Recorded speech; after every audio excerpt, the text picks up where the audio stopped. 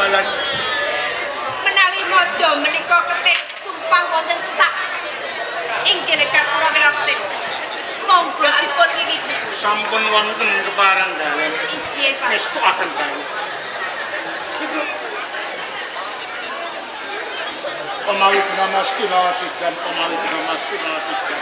Oh, pemawi dinamasti nawasikan. Dumateng para kawula Majapahit. Ingkang sampun ngempal wonten ing sangajengipun Gapura Wilwatetra ing kalenggan dinten menika Gajah Mada badhe mujudaken sumpah ngucapaken sumpah ingkang sinebat amukti palapa pramila wiwit dinten samangika sumpah kawiwitan.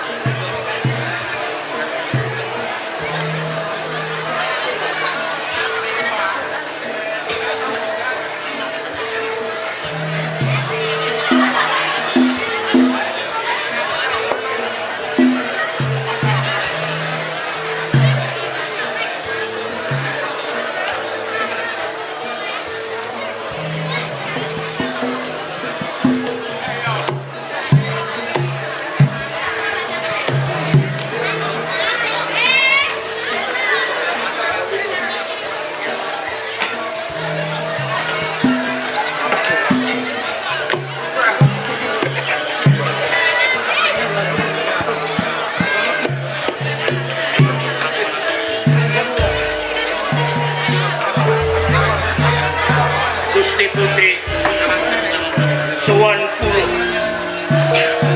ing pengajak arsa nindakaken sumpah.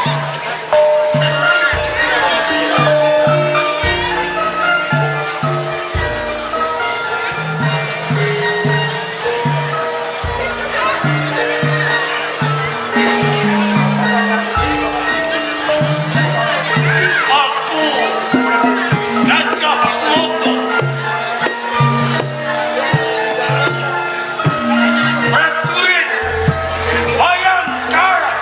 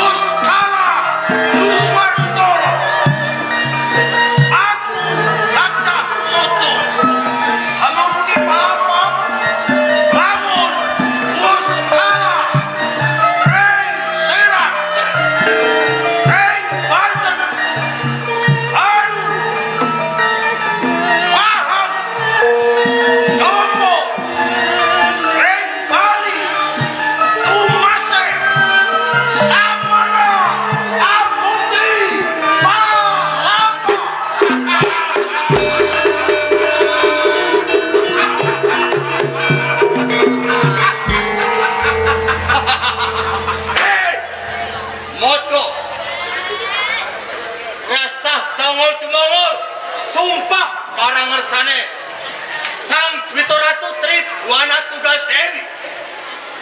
Atasing kowe modo, kowe kuwi mung menungsa lumrah, dudu dewa modo.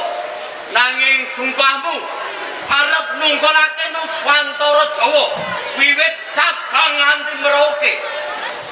Prajurit Darmaputra, ojo kowe lara atimu lan ojo kowe srek marang sumpahing moto.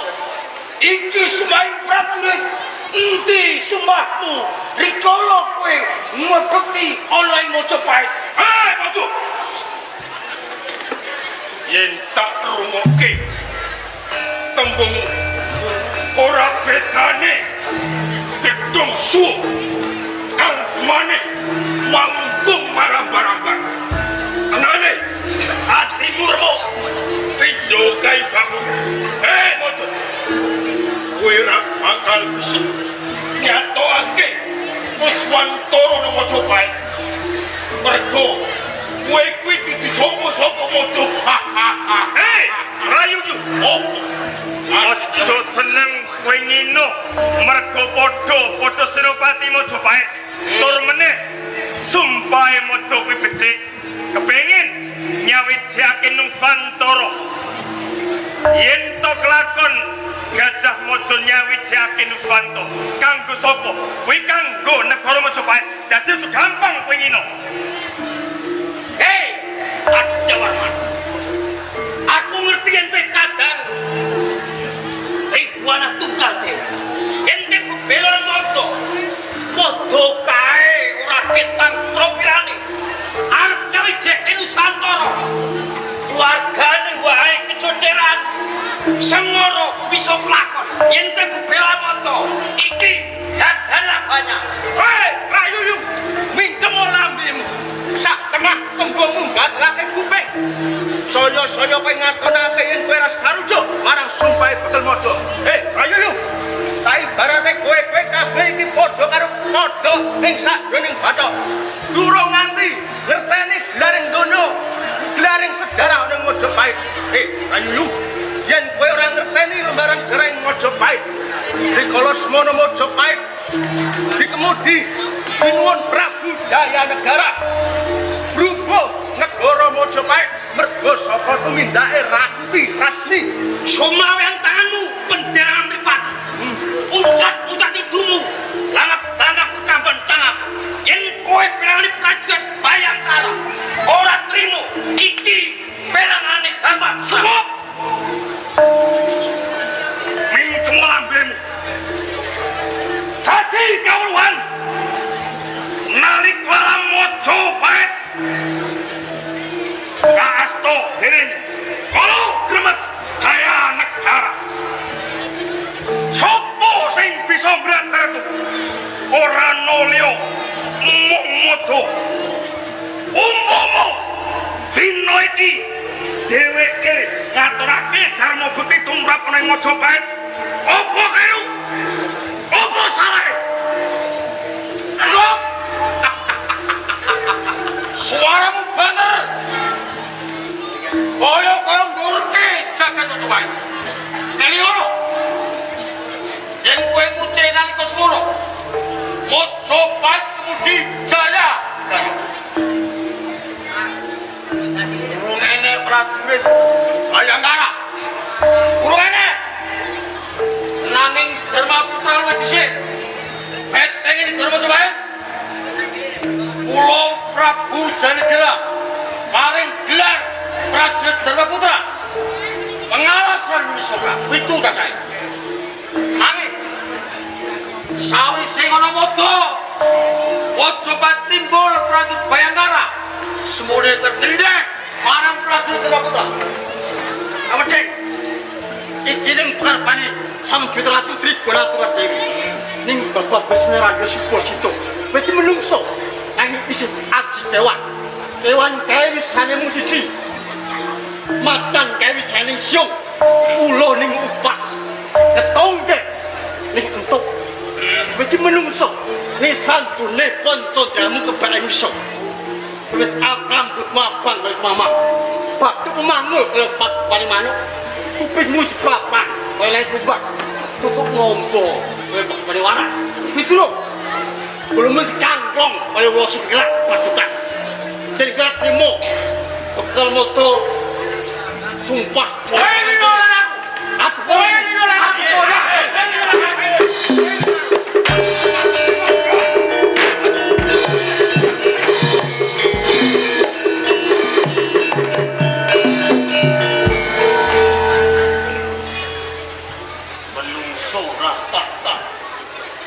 Sandi Sengorato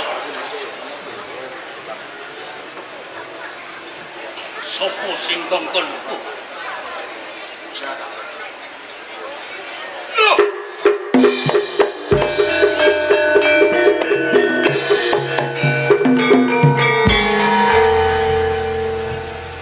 Kowe ono sing Sopo likan Sopo sing dawuh apa kowe ana sing kongkon prajurit saka ing Mojopahit apa sojak Jabari Rangga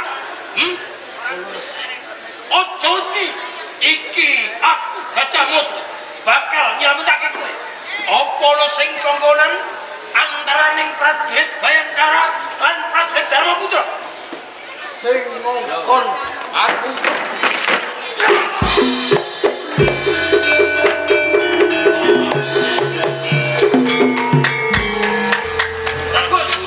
Darmaputra jebul kowe wong licik jebul kowe nista jebul kowe ati ngolo ana Trik Sandi sing durung tirajaniti nanging kebrongoting atimu kepanasing talinganmu kowe mateni marang Trik Sandi mergo kowe mojoke marang malih aja malih kok mojoke dhewe mblarah ngaku sapa tenane yen ngono mulo tak pateni yen ngono aku ngerti aja krasa mundak mungsu yen ngono prajurit Trik Sandi kowe sing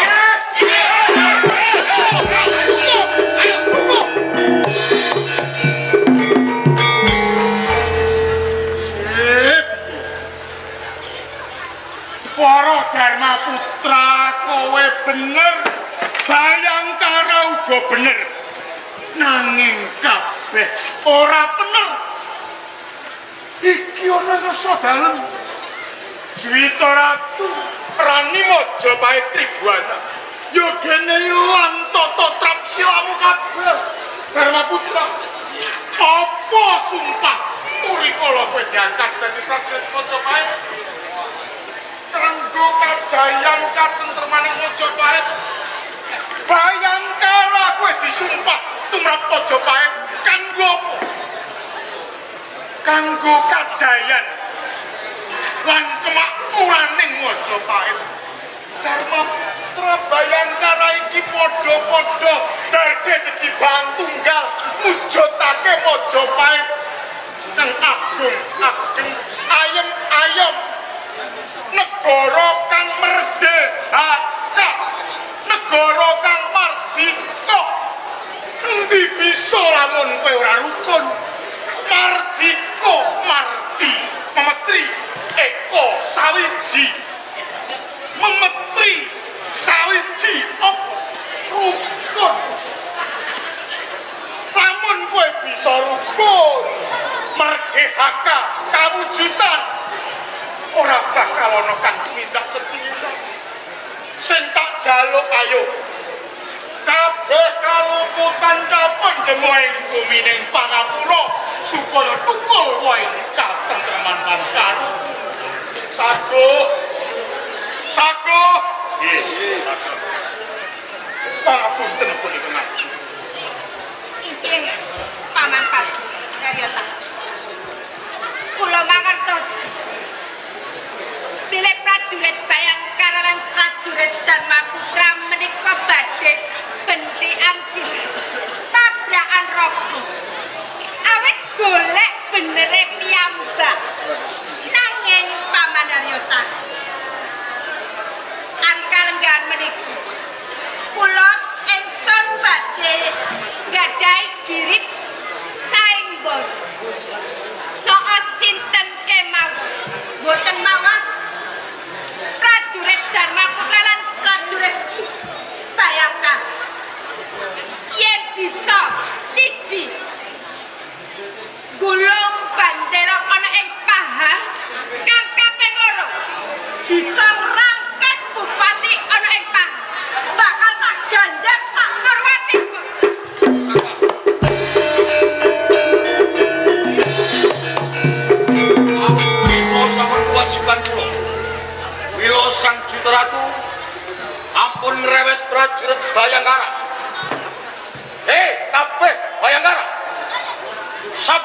pangantikane Sang Maharani Tribhuwana Tunggadewi. Sombulung bandur paham. Kuwi para dipanungsi. Nanging aku Darbega percaya. Kowe kabeh ora bakal kuwowo. Sayang tanaraku, Dharma putraku. Bayang tanah ora kuwowo.